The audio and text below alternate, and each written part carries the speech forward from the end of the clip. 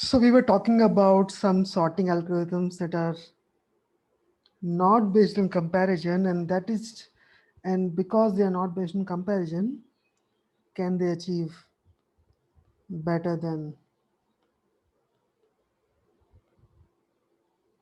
this omega and log n lower bound? So actually, it turns out there are algorithms.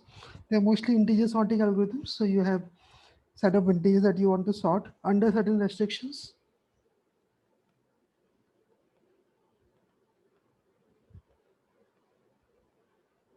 and there you can achieve even a linear time sorting.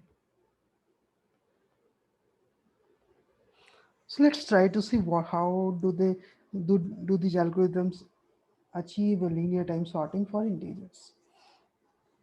So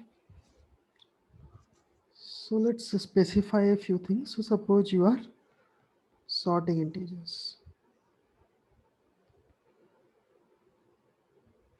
Okay, and also assume that you know a range in which the items occur. So assume that the n items that you're sorting are in a range, say between 0 to k minus 1. Okay.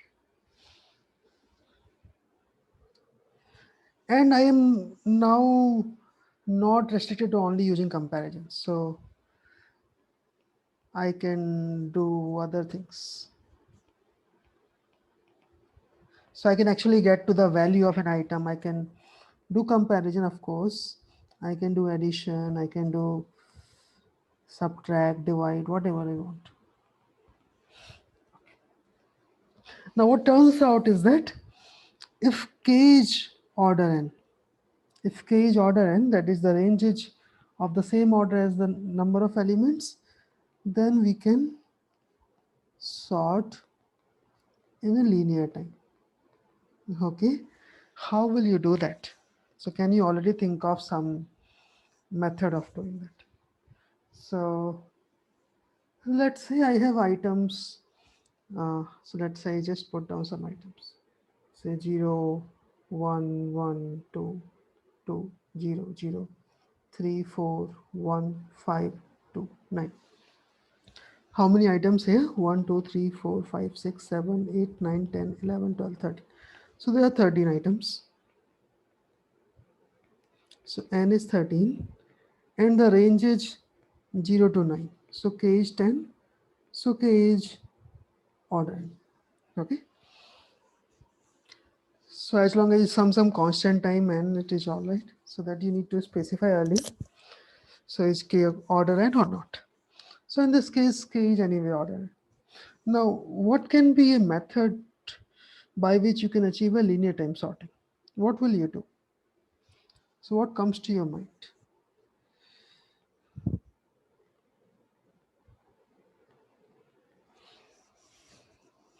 So I can actually scan this list multiple times, right? So the simplest thing that comes to my mind is okay.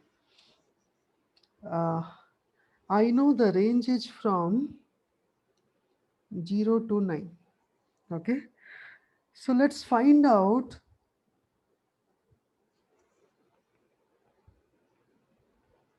number of 0, number of ones, number of twos, up to number of nines in my input. And how will you do that? So you can declare an array.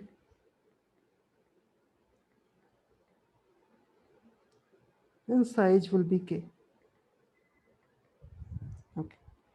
So you have an array that says C. So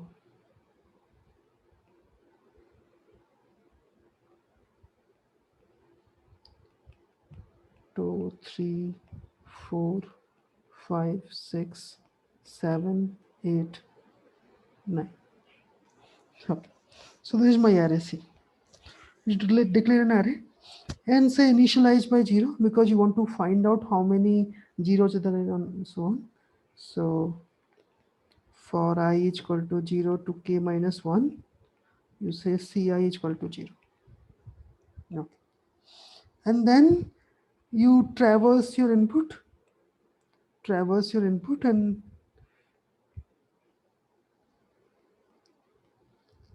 and fill this. So for I equal to 1 to n, so suppose your element is ai, so this was your array a. So for the element ai, okay, you will find what does this. So for example, if you are at this element, you will see what is c0. So c0 you increment by 1, so there is one more 0. Similarly, when you encounter 1, you will say c1 plus plus, again c1 plus plus, for 2 c2 plus plus, c2 plus plus, 0 again c0 plus plus. So 1 to n, I will simply say c of ai, and that you increment by 1. Okay, so if you do that, you will see how many zeros there are. 3 zeros, there are 3 ones, there are 3 twos, and there is 1 3 1 4 1 5, no 6, no 7, no 8, and 1 9. Okay, so you fill this array, very easy, right? Now what will you do? How do you output your elements? So I simply, so output is easy. So how do you uh, output? You can simply go from 0 to k minus 1, and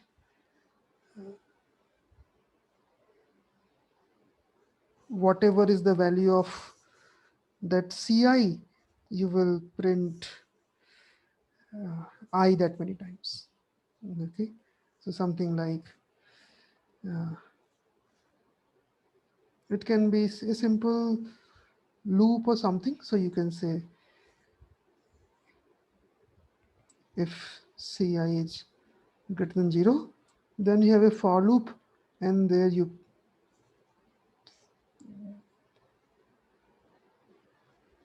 so simply what you are doing, you are printing print I ci times. So that will be, you will print 0 0 0 1 1 1 2 2 2 3 4 5 9, and that is your sorted output. Well, that looks like a very different algorithm than what we have been doing till now. But now, what is the complexity? You see, everything is now linear.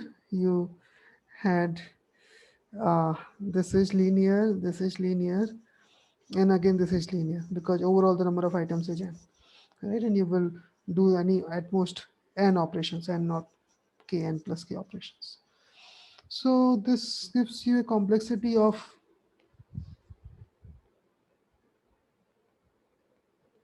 order n plus k, and if k is order n, you achieve a linear time sorting. Very simple. Okay. But yeah, let's make some slight twist here so that we have to think a bit more about this algorithm. So, so generally, whenever you are doing sorting in a real application, you just don't sort integers. So, for example, so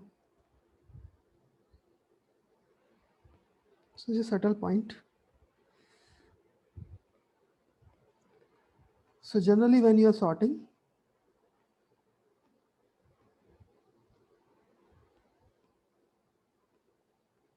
so each item has a key. So with respect to which you are sorting,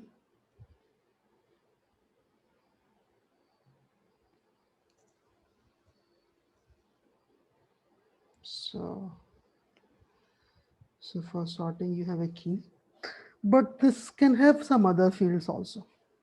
So but it can have other things also. So can you think of an example? So for example, suppose uh, you are having a spreadsheet. Suppose you are sorting on a spreadsheet, and where we have quite a few records. So suppose we have the name of students, the roll number, and many other things, and then we also have marks. And marks is the key. So this is the key for sorting. Okay, but there are other fields. So for each student, I have student one, I have the name, roll number, etc., etc. Now, the tricky situation comes when there are two or more students that have the same marks. So when two or more students have the same marks, now which one should come first in the output? Which one should appear before? Okay, so that's where we generally have a convention that if there are two people, so if we are sorting with respect to multiple fields, I mean, so the items are multiple fields, but you're sorting with one key, and if there are two items with the same value for that key, so what you will do, you will preserve the initial order.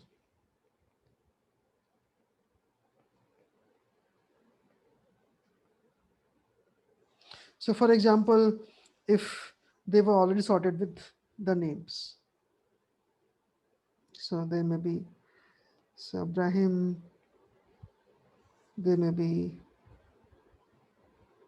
Vishal, Chirag, and so on, Mohan, right?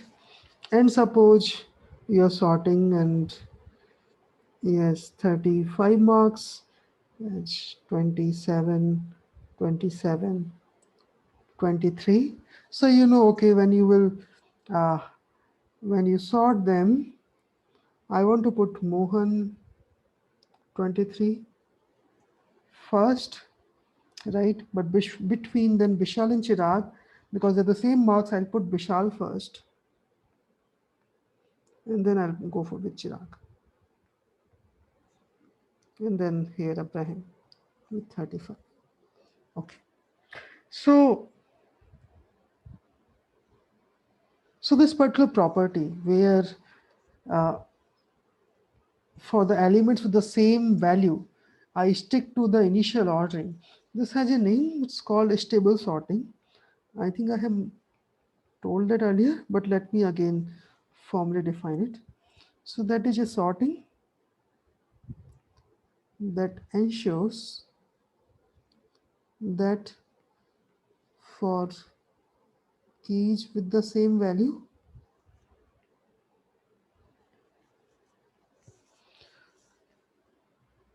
the order of the key in the output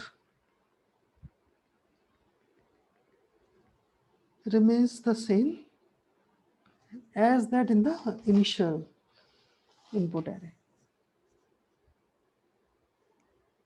as in the input array. So sorting that ensures this is called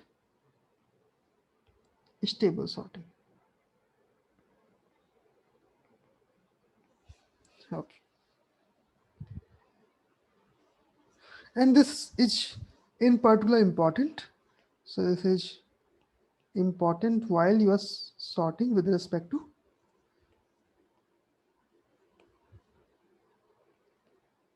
while sorting on multiple fields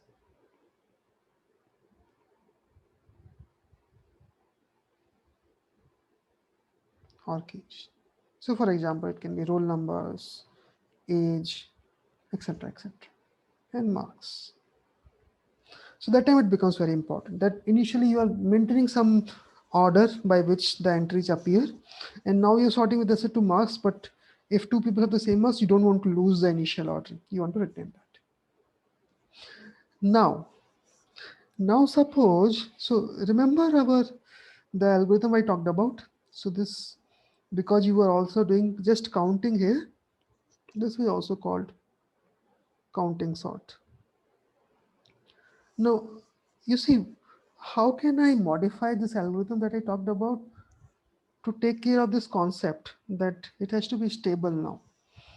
So you see, what did we do? We put in C0 the number of zeros, there were three, and I just split them out 0, 0, 0, right? Now, if they had multiple keys, then what do I do? If they are multiple fields, how do I handle that? So now the question is, how do we use this concept in counting sort?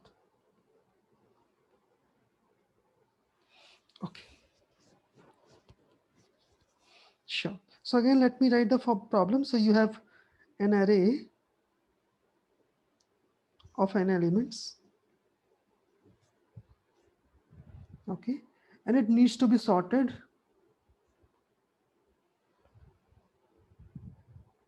with respect to a field.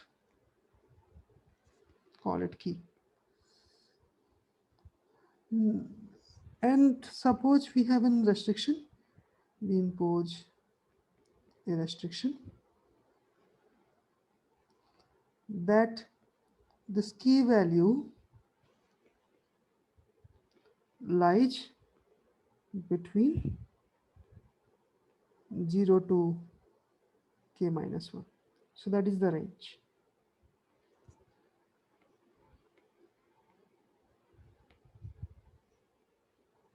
Okay. So idea would be very similar that we had earlier. So where we were trying to count. So you're trying to count how many zeros, how many 1 up to how many k minus 1 are there. But I have to also take care of the initial order.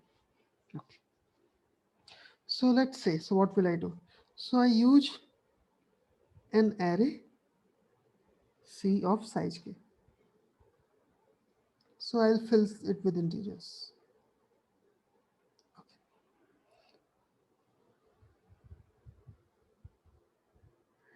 And I have the input array A, and suppose I want to put output, want to write output in array B. Okay. So I have ABC.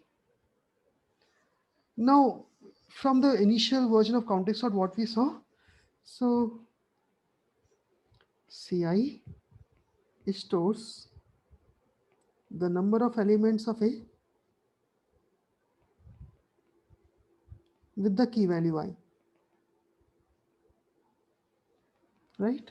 But now that would not be sufficient for enabling the stable sorting. So what we want to do, so let me say something very, very generic. So what I want to do, so because I will scan the elements in A and I will try to write in B. So let's say I modify C such that while you are copying A to B, okay? So CI tells you something more. So CI stores, so CI should store the location where the next element of A with key value I is to be copied in B. So CI will tell me where in B, so where in B should I put the next element that has the value I. And if I can make sure that CI stores that for every I, then I'm done. So whenever I scan A, I see what is that value, suppose 5. So I will say C5, what is C5? I put that gives me the location in B where 5 has to go. Okay, so if I can ensure that, then I'm done. So, but how exactly I will do this? So again, what I'm doing, I have an initial array A. I want to put an output into B. Make use of C. Now A is of size n, B is of size n, C is of size n. And how do you make use of C? C? So Ci tells where the next value I in A would be placed. Would be placed means in B. Okay, let's see an example. So suppose I have these elements. So I'm putting a particular key in some other field so that we understand that, okay, I need to preserve that. 1A, 2B, 0B, 1B, 0C, or let me even do that from above. So 1A, 2B, 0B, 1B, 0C, 0D, 0K, 0M, 0P, 2R, 2S, 1S, 0S. Okay, so there are two fields, and I have to sort. This is my key for sorting. And you see, there are 1, 2, 3, 4, 5, 6, 7, 8, 9, 10, 11, 12, 13 items, and the range is 0 to 2. Okay, so K is order n. Now I want to sort these, and I want to do a stable sorting. So for example, between uh,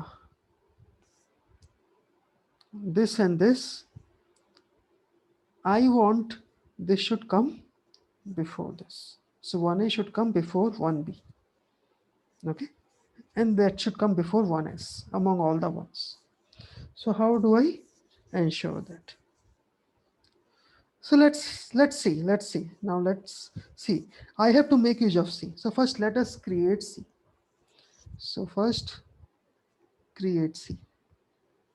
So C is now simply an array of size 3, 0, 1, 2, and Ci, as we said, stores number of times I occurs in A,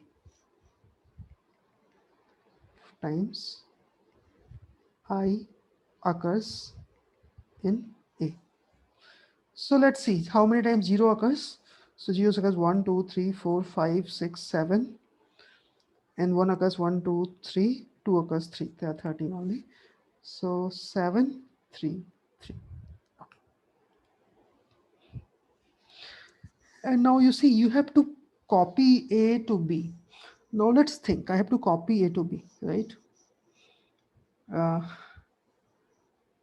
and obviously B is sorted. B is a sorted array. So B is my sorted array. So first zeros will come in B, then the ones, and then the twos. But among all the zeros, which zero will go first? That is uh, this particular zero will go first. And that also comes the first in the input array. So the first zero that occurs in input array A will go at location 0. Similarly, the first one that occurs, at what location this would go in B? Can you tell immediately? Yes. So this will go in location 7. There are seven zeros. So starting from B0 to up to B6, the zeros will be finished. And then this 1 will go in location 7. Similarly, this 2 will go at location 10. So if I ask you at what location the next, so So at what location in B the next 0 in A would go to? So right now, because we have not started, you will say location 0. Similarly, at what location B the next 1 in A would go to, you will say 7, and for 2 you will say 10. Okay. Huh. Now you see your array C. Now can you modify it such that it starts storing? So modify C such that CI stores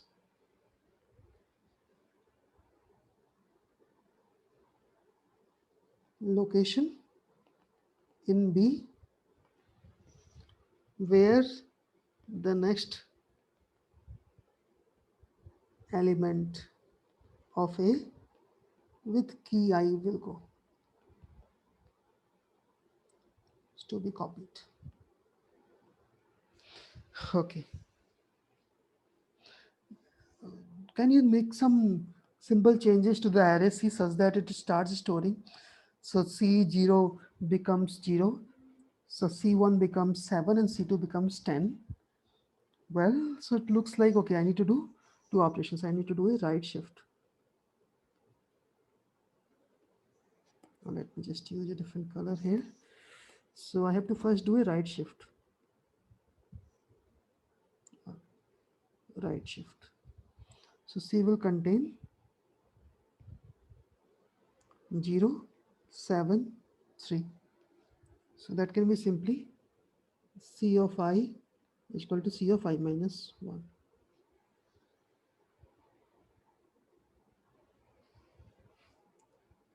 And after you do that from the last element to the first, you will make C0 at 0. Okay, the linear time. And after that, what you have to do, you have to accumulate the count. So third, and then you have to add the values. So C should contain 0, 7, 10. So that would be Ci plus equal to C of I minus 1. Okay. So that you will go from left to right. And this you are going from right to left. And that would be sufficient. So these two operations, Ci is equal to Ci minus 1 from right to left, and then C0 is equal to 0, we'll do this right shift. And then you just add the values. Ci is equal to Ci plus Ci minus 1. And then the C is starting to store the next location in B where A will go to. So let's create the array B. And this will have location 0, 1, 2, 3, 4, 5, 6, 7, 8, 9, 10, 11, 12. Okay. And uh, yeah, I have to copy A again. So this was my A. So 1A, 2B, 0B, 1B, 0C, 0D, 0K, 0M, 0P, 2R, 2S, 1S, 0S. Okay. And my C stores 0, 7, 10. Okay. Sure. So now let's copy. So 1A. Where is the next one going to be? At location 7. At 7, location B, I put 1A. Okay, very good. Now, immediately you will say, okay, but now that means this has to be updated.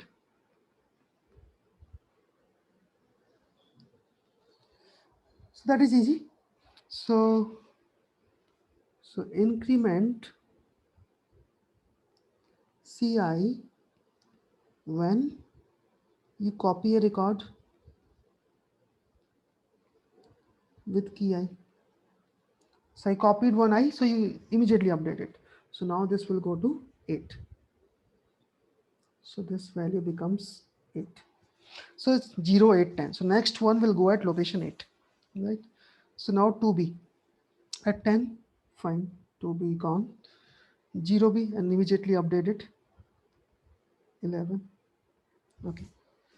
0b at location 0, update it to 1. 1b, next location 8, 1b, 9. 0c at location 1, 0d location 2, 0k location 3, 0m location 4, 0p location 5, 2r, 2 has to be at location 11, so 2r comes here, this goes to 12,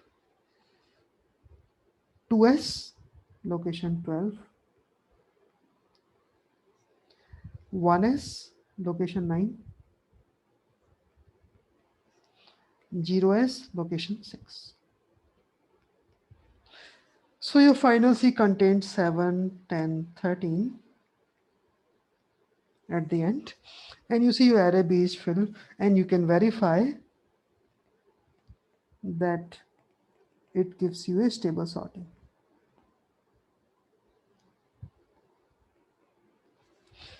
Okay, so this is also, you need to make some modification to counting sort so that you could now ensure that you are doing sorting, but see also following the initial order in case of multiple items with the same key. So what will be the complexity? So complexity, so you see operations are either all linear, all things are linear, either order n or order k. So you can say that, okay, so this is or order n plus k is the complexity. And whenever if k is order n, so you can say this is a linear time sorting.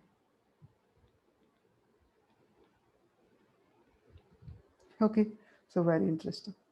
But now your question could be, okay, fine, that's nice, but what happens if k is order n square? This can very well happen that I have, say, 9 keys, but their range is 0 to 80, right? 0 to n square minus 1.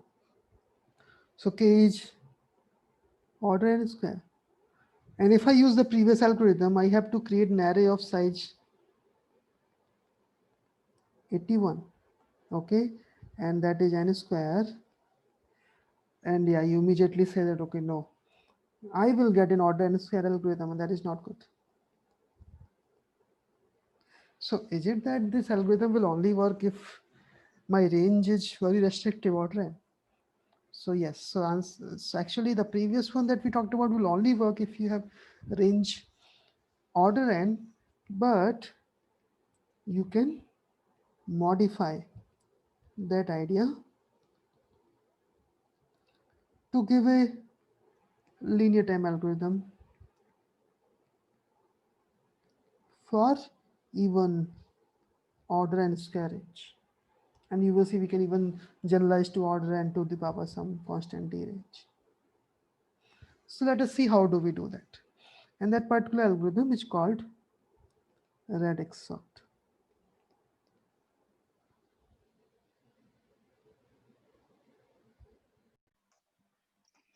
So we are talking about a scenario where the range is theta of n square. Okay. So, and we still want to sort, can we still sort in linear time?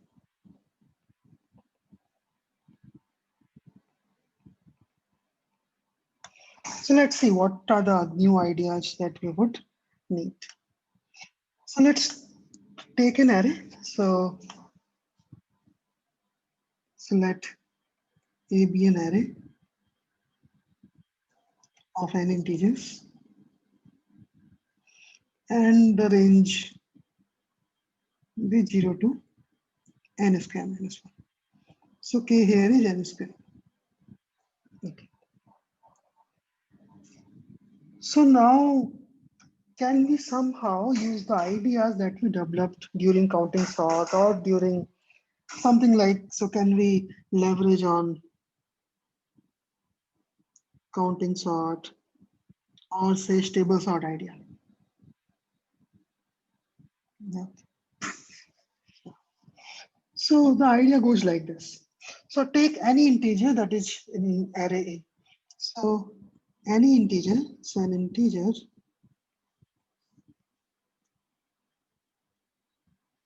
A in this range. So I can write it in a specific format using M. So you can say some A1 times N plus A0, right? Because the range is up to N square minus 1. So what are A1 and A0? A0 simply A1 is A divided by N and the floor. So it's just the integer division by N. And A0 is the remainder. So A1 remainder from. So you can get A0 and A1 both, and both A0 and A1 are between 0 to N minus. So A0, A1 are between 0 to N minus. So A0 and A1 have a range up to of range of N, right? So here range is order. That can give you some idea. So so now think about it as if an integer, any integer in array be written as a data of two fields. So A can be written as A1, A0. Yes. And both these data are integers. So A1, A0, and both are in range 0 to n minus 1. And I know whenever something is in the range order n for n elements, so for individually I can use counting sort.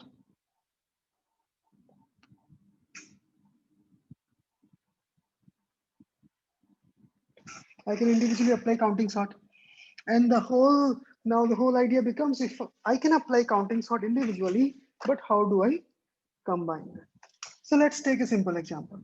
So suppose I have four elements. So suppose 26, 28, 36, 38.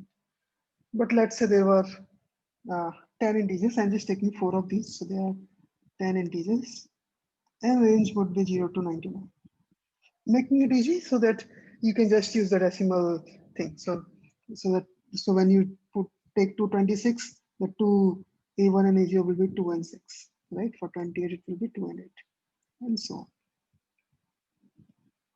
I don't have to separate. And now you want to solve these. So let's write down as per these. So 2, 6, 3, 6, 2, 8, 3. Now I can do sorting in two ways. Okay. So let's call it least significant digit and the most significant digit.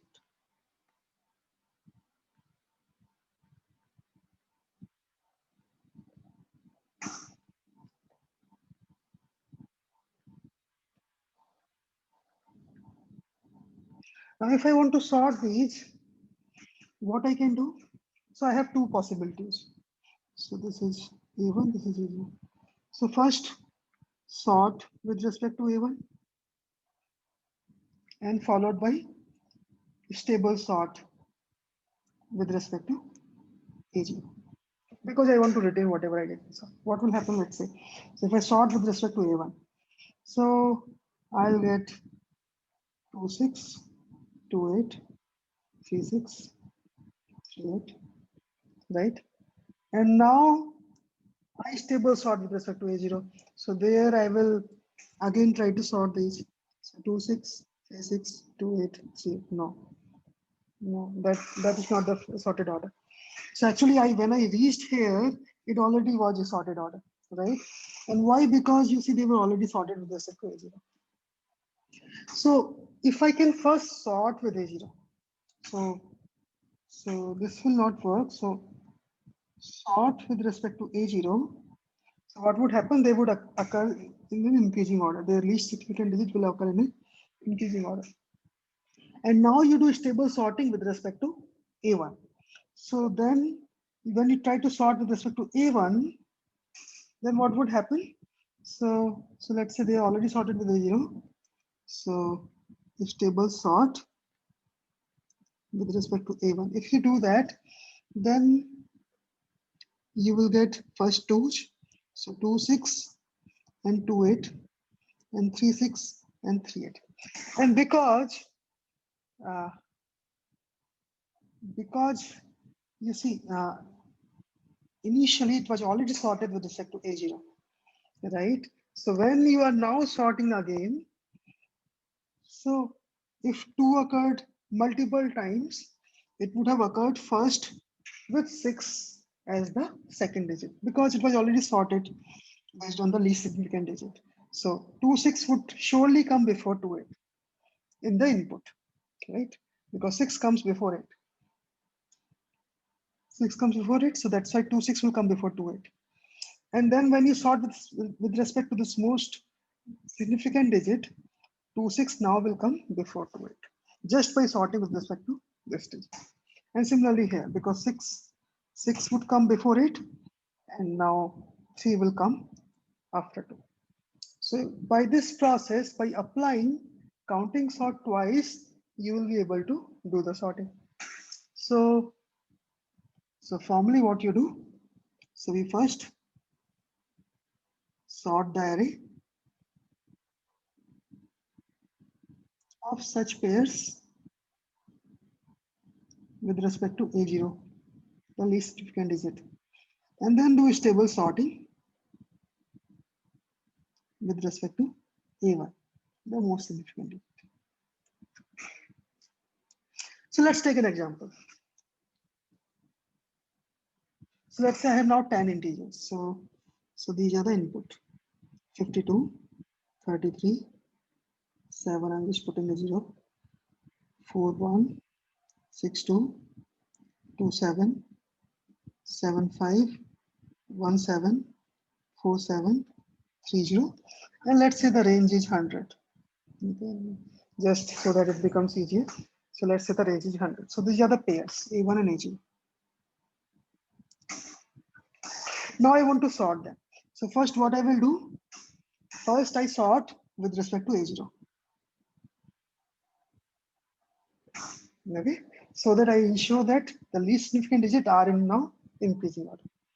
So let's see what is the minimum here is 0, then 1, then 2, and so on. So I can put accordingly.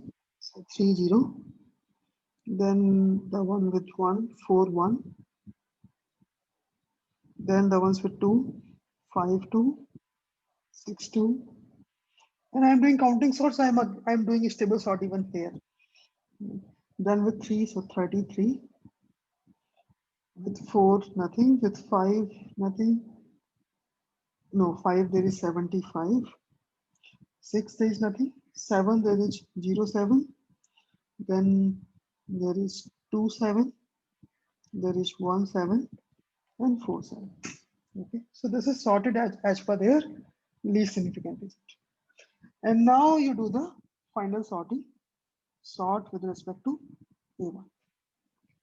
And this is again a stable sort. So now the minimum is 0. So I'll put there's only one with 0, 0, 7. Now how many with 1? There's only one. So 1, 7.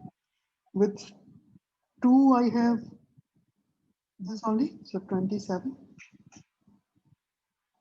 Now with 3, 3, 0, 3, 3.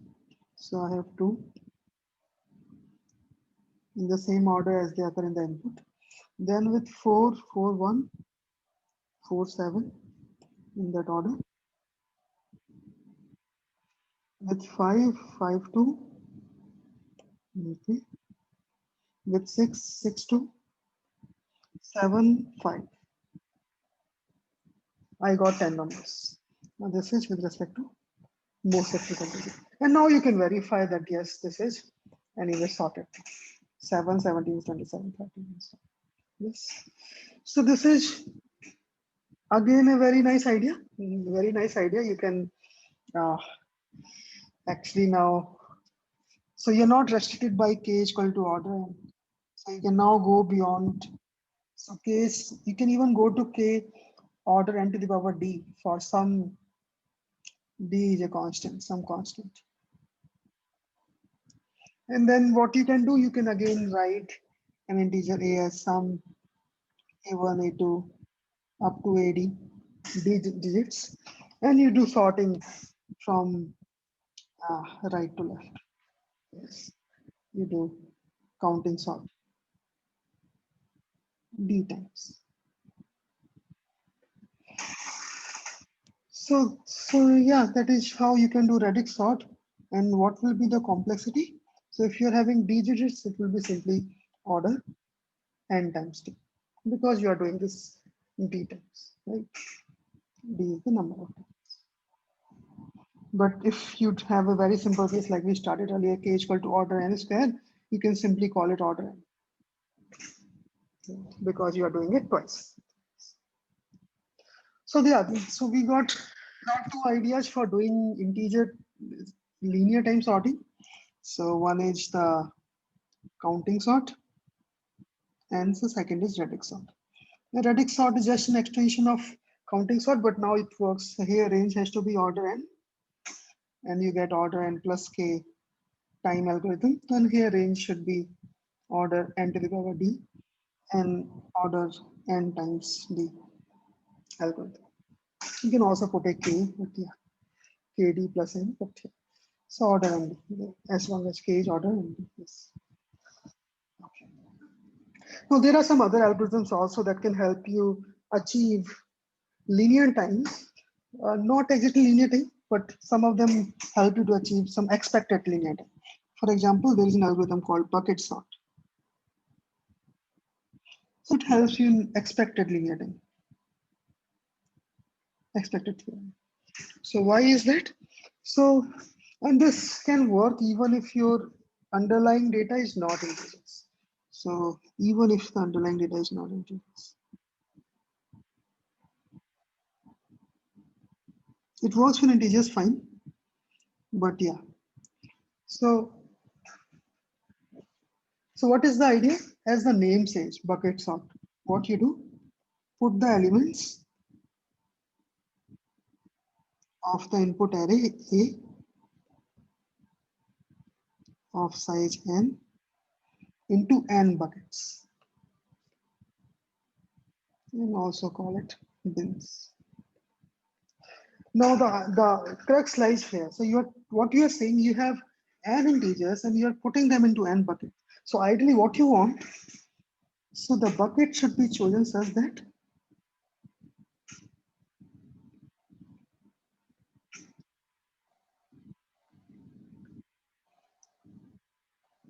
each bucket receives some constant number of elements. So each bucket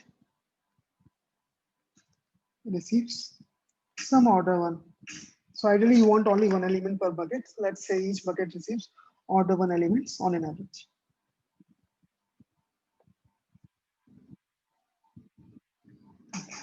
So, so that means what is crucial here is how do I bucket them?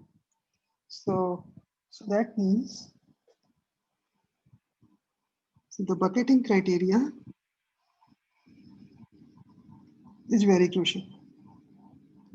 So how do you bucket them so that each bucket receives some constant number of elements, say roughly one element per bucket in out of n buckets. So what do I mean by bucketing criteria? Which element will go in which bucket?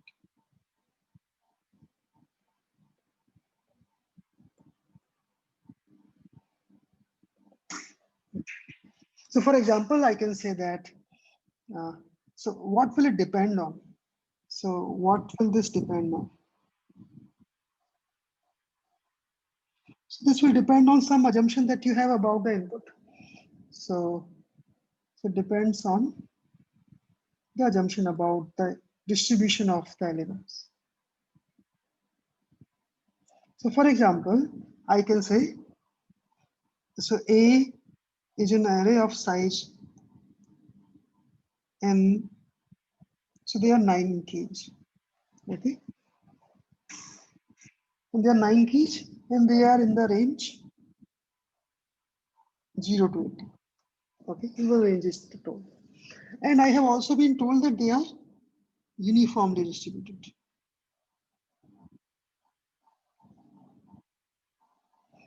okay? So there are 9 keys that are uniformly distributed between 0 to 80. So what I can say, so their overall range is 81. So I can say, okay, let me put my 9 buckets as by uniformly dividing the range to 9 bins. So 0 to 8, 9 to 17, 18 to 26, up to 72 to 80. So these are my 9 buckets.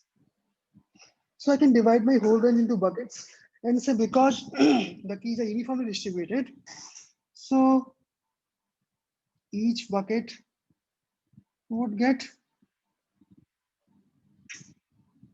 order 1 elements. So that is an example of a bucketing criteria. I divided into some range and say, okay, if I have an element between 0 to 8, it will go into this bucket and so on. Now, but you see what can happen now? So what can happen is that you have these buckets, but a bucket can contain say two or three, maybe 3 elements. So there's 10, 13, 16, but this contains only 5 and this contains nothing. This contains again nothing. So that can happen because they're uniformly distributed, but yes, finally, when you draw 9 keys from uniformly random distribution, you know this can happen. So one of the range can get more elements than other. So then what will happen if a range has having more elements? So, and they may not be in the sorted order, so you will have to sort each bucket individually. Okay, and then you can just merge these. And merging is easy. So what you will have to do, so sort each bucket individually.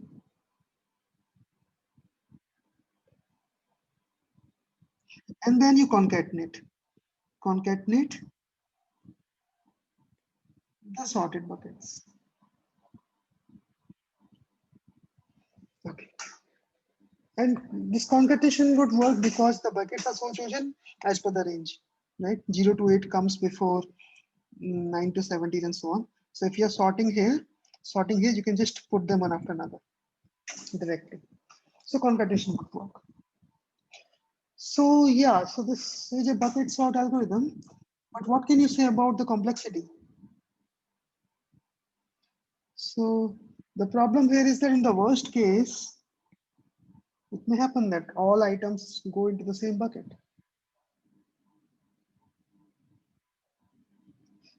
And now if they are in the same bucket, what is your algorithm to do sorting inside the bucket? And if you're using a simple algorithm like insertion sort for sorting into your bucket, it would be immediately theta n square in the worst case. But you can use something like a merge sort.